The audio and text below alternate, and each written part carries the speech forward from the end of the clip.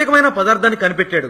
దానికి మెలమైన్ అని పేరు పెట్టాడు. జాగ్రత్తగా వినండి ఫ్రెండ్స్. సిమెంట్ లాగా కనిపించే తెల్లని పౌడర్ విచిత్రంగా ఉండేది. ఈ పదార్థాన్ని శాస్త్రవేత్తలు ఫార్మల్డిహైడ్ తో కలిపి వేడి చేస్తే ఈ పదార్థం ఒక ఘన పదార్థంలా, అంటే ఒక సాలిడ్ లాగా మారిపోయింది. అది వర్చువల్లీ అన్బ్రేకబుల్ గా ఉంది. తర్వాత ఈ పదార్థాన్ని ప్యాకెట్లలో వేసి వివిధ రకాల కంపెనీలకు సరఫరా చేశారు. అవి ప్లాస్టిక్ వస్తువులు, అన్నం తినే ప్లేట్స్, టీ కప్స్ మరియు ఫ్లోర్ యొక్క టైల్స్ తయారు చేయడానికి ఈ పదార్థం వాడటం మొదలుపెట్టారు. దురాలోచన కలిగిన మానవుడు మెల్లమెల్లగా ఈ మెలమైన్ లో 67% నైట్రోజన్ ఉందని తెలుసుకున్నాడు. జనరల్ గా ఏమైనా తినే పదార్థాల్లో ప్రోటీన్స్ ఏ స్థాయిలో ఉన్నాయనేది జల్డాల్ టెస్ట్ ద్వారా తెలుసుకుంటారు. ఎందుకంటే మనం చిన్నప్పుడు కెమిస్ట్రీలో చదువుకున్నాం కదా, గుర్తుందా?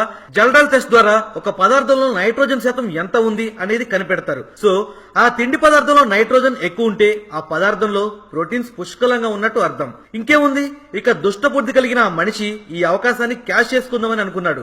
మెలమైన్ తో టైల్స్ తయారు చేసే ఈ దుర్బుద్ధి కలిగిన మనిషి దీన్ని ఆహార పదార్థాల్లో కలపడం స్టార్ట్ చేశాడు. ఎందుకంటే ఎక్కువ నైట్రోజన్ ఉంటే ఎక్కువ ప్రోటీన్ ఉన్నట్టు ల్యాబ్ లో తెలుస్తుంది కదా, అందుకే భయం లేకుండా కలపడం స్టార్ట్ చేశాడు. దుర్బుద్ధి కలిగిన మనిషి ఈ మెలమైన్ ని మొదటిగా పిండిలో కలిపాడు. ఇక ఆ పిండితో ఆవులు, గేదెలు, కుక్కల కోసం ప్రోటీన్ రిచ్ ఫుడ్ తయారు చేశాడు. కానీ ల్యాబ్ లో ఈ ఫేక్ హై ప్రోటీన్ డైట్ ని టెస్ట్ చేస్తే మెలమిన్ కలిపిన కారణంగా ఇందులో ఎక్కువ మొత్తంలో ప్రోటీన్స్ ఉన్నట్టు చూపిస్తుంది.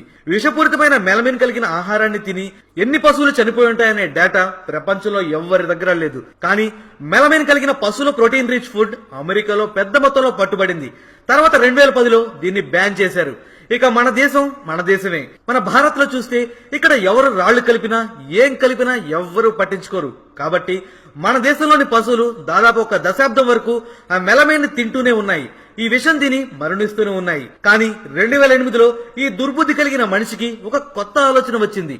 పశువులు తినే పదార్థంలోనే కాకుండా చిన్నపిల్లలు తాగే పాలల్లో కూడా వీటిని కలపవచ్చు కదా అని ఆలోచించాడు. పిల్లల కోసం పాలు ఎక్కువగా కొంటారు కాబట్టి మెలమైన్ ని డైరెక్ట్ గా డ్రై మిల్క్ ఫార్ములాలో కలిపితే అందులో ఎక్కువ ప్రోటీన్స్ ఉన్నట్టు చూపిస్తుంది. కాబట్టి ఆ దుష్టబుద్ధి కలిగిన మనిషి దీన్ని మిల్క్ పౌడర్ లో కలపడం మొదలు పెట్టాడు. తర్వాత ఈ పాలపొడి ఎక్కువ ప్రోటీన్స్ ని కలిగి ఉందని ప్రచారం చేసుకున్నాడు. ఇక ఈ పౌడర్ ని ల్యాబ్ లో టెస్ట్ చేస్తే అందులో ఎక్కువగా నైట్రోజన్ ఉన్నట్టు తేలింది. దాంతో ల్యాబ్ కూడా మోసపోయింది. తర్వాత పాలు మార్కెట్ లోకి వచ్చేసాయి. అన్నిటికంటే ముందు ఈ పాలు కల్తీరాజుల దేశమైన చైనాలోకి వచ్చాయి. తర్వాత ఈ మెలమైన్ కలిగిన పాలను తాగి 3 లక్షల మంది చైనా పిల్లలు ఒకేసారి అనారోగ్యం పాలయ్యారు. వెంటనే 2008లో చైనా ప్రభుత్వం ఈ కల్తీ చేసేవాడిని పట్టుకున్నారు. చరిత్రలో ఈ ఘటనని 2008 చైనా మిల్క్ స్కాండల్ అంటారు. దీన్ని మీరు గూగుల్ సెర్చ్ లో చూడవచ్చు. ఇతర దేశాల్లో కూడా ఇలాంటి పాలు అమ్ముతూ పట్టుబడ్డాయి. అయితే మొత్తానికి అన్ని దేశాల ప్రభుత్వాలు దీన్ని పట్టుకున్నాయి, దీన్ని బ్యాన్ చేశాయి. దాంతో చైనా, అమెరికా లాంటి దేశాల్లో తమ పప్పులొడకవని ఆ దుష్ట మనిషి తన దృష్టిని భారత్ వైపు మళ్లించాడు. ఇక ఇప్పటి వరకు భారత్ లో ఈ ఫేక్ ప్రోటీన్ పాలు ఎంతమంది పిల్లలు తాగారో ఎవ్వరికి ఏమీ తెలియదు. ఎంతమంది పిల్లలు ఈ పాలని తాగడం వల్ల ఆసుపత్రి పాలవుతున్నారో ఇప్పటి వరకు ఎవరికి తెలియదు. ఎవరి వద్ద ఎలాంటి డేటా లేదు. ఇక దీని తర్వాత జరిగిన అసలు విషయం వినండి. దుష్టుడి ఆలోచన ఇంతటితో ఆగలేదు ఫ్రెండ్స్. భారత్ లోని కొంతమంది దుష్టుల మెదడులో ఇంకొక ఆలోచన వచ్చింది. ఏంటంటే మిల్క్ పొడి తయారు చేయడానికి బదులు డైరెక్ట్ గా పాలే మనం ఎందుకు తయారు చేయలేము అని అనుకున్నారు. తర్వాత పాలు తీసుకుని అందులో ఎక్కువ మొత్తంలో నీళ్లు కలిపారు. ఇక ఆ పాలని ల్యాబ్ లో టెస్ట్ చేస్తే ప్రోటీన్స్ లేవని తెలిసి పట్టుకుంటారు. కానీ అందులో మెలమైన్ కలిపితే నైట్రోజన్ చూపిస్తుంది. దాంతో అది ల్యాబ్ లో టెస్ట్ చేసినా సరే ప్రోటీన్ టెస్ట్ ని మోసం చేస్తుంది. సో వారికి పాలలో ఎంత ప్రోటీన్స్ కావాలో అంతే ప్రోటీన్స్ ఉన్నట్టు కనిపిస్తుంది. కానీ ఇలా చేసినా ఇంకా తక్కువ చూపిస్తే సో ఇంకేం కలపాలి అనే ప్రశ్న ఆ దుష్ట మెదడులోకి వచ్చింది. ఇక అందులో పంది కొవ్వు, ఆవు, గేదె లాంటి వాటి కొవ్వుని కలిపి పని పూర్తి చేశాడు. దాంతో తెల్లని ప్రోటీన్ రిచ్ మిల్క్ తయారైంది. కానీ ఇందులో టైల్స్ తయారు చేసే మెలమైన్ అనే విష పదార్థం ఉందని ఎవ్వరూ కూడా కనిపెట్టలేరు.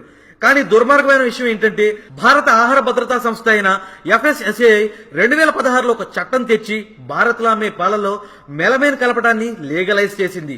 ఈ రోజు పాలపొడి తయారు చేసే ఏ కంపెనీ అయినా ఈ పాలపొడిలో 1 మిల్లీగ్రామ్ మెలమైన్ కలపవచ్చు. ఇక లిక్విడ్ ఇన్ఫెంట్ ఫార్ములా అంటే లిక్విడ్ పాలలో ఈ మెలమైన్ ని ప్రతి లీటర్ పాలలో 0.15 మిల్లీగ్రామ్స్ వరకు కలపవచ్చు.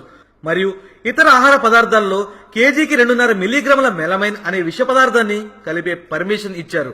ఫ్రెండ్స్, పాలు మరియు ఇన్ఫెంట్ మిల్క్ పౌడర్ లో ఈ విషయాన్ని కలపడానికి పర్మిషన్ ఇచ్చేంత పరిస్థితి ప్రభుత్వానికి ఏం వచ్చింది? దీనికి కారణం FSSAIకి మాత్రమే తెలియాలి. కానీ అమ్మబడే పాల ప్యాకెట్ లో వాస్తవానికి ఎంత మేరకు మెలమైన్ కలపబడుతుంది అనే డేటా బహుశా ఎవ్వరి వద్ద లేకపోవచ్చు. కానీ ఇవాళ రేపు మీరు చూసే ఉంటారు, ప్యాకెట్ పాలలో మేగడ చాలా మందమైన పొరలాగా వస్తుంది. నిజానికి ఇది మేగడ కాదు, ఇది ఫ్లోర్ యొక్క టైల్స్ తయారు చేసే తెల్లని మెలమైన్. మెలమైన్ ఒక ప్రమాదకరమైన విష పదార్థమని మెడికల్ సైన్స్ లో కూడా ప్రూవ్ అయింది. దీని ఒక్క మైక్రోగ్రామ్ అయినా సరే కిడ్నీ భాగాలని డ్యామేజ్ చేస్తుందని తేలింది. దీంతో కిడ్నీ ఫెయిల్ అయ్యి రకరకాల రోగాలు వస్తాయి. మెలమైన్ యొక్క కణాలు మూత్రపిండంలో స్టోర్ అవుతాయి. తర్వాత టైల్స్ రంగులో తెల్లని రాళ్లను తయారు చేస్తాయి. తర్వాత ఈ భాగంలో ఉన్న కణాలు ROS అనే కెమికల్ ని తయారు చేస్తాయి. అవి భయంకరమైన క్యాన్సర్ ని వచ్చేలా చేస్తాయి. 2015 నుండి ఇప్పటి వరకు దీనిపై వందల కొద్ది రీసెర్చ్ పేపర్స్ వచ్చాయి. డాక్టర్లు, శాస్త్రవేత్తలు ఎవరైనా సరే దీని గురించి గూగుల్లో సెర్చ్ చేసి చూడవచ్చు. ఫ్రెండ్స్, లీగల్ గా అమ్మబడే ఈ విషయాన్ని తాగుతున్న మన పిల్లలపై ఎలాంటి ప్రభావం పడుతుందో మీరు ఊహించవచ్చు. ఇతర దేశాల్లో దీన్ని బ్యాన్ చేసినప్పుడు మన దేశంలో ఎందుకు బ్యాన్ చేయట్లేదు? ఫ్రెండ్స్, ఈ విషయం నుండి మనల్ని, మన పిల్లల్ని కాపాడుకోవాలంటే మనం ఈ విషయానికి వ్యతిరేకంగా పోరాడాలి. మరియు మన దేశంలో దీన్ని ఎన్ని రకాల ఆహార పదార్థాలు కలుపుతున్నారో వాటిని పూర్తిగా బ్యాన్ చేసేలా మనం వ్యతిరేకించాల్సి ఉంది. సో ఫ్రెండ్స్, మరొకసారి అందరూ కలిసి ఈ వీడియోని ప్రతి వ్యక్తికి చేరేలా చేసి ఆరోగ్యకరమైన భారత నిర్మాణానికి తోడ్పడండి. ఈ తెల్లని మెలమైన్ విషపు కోరల నుండి దేశాన్ని కాపాడుకుందాం. ఆరోగ్యకరమైన భారత్ నిర్మాణానికి తోడ్పడండి.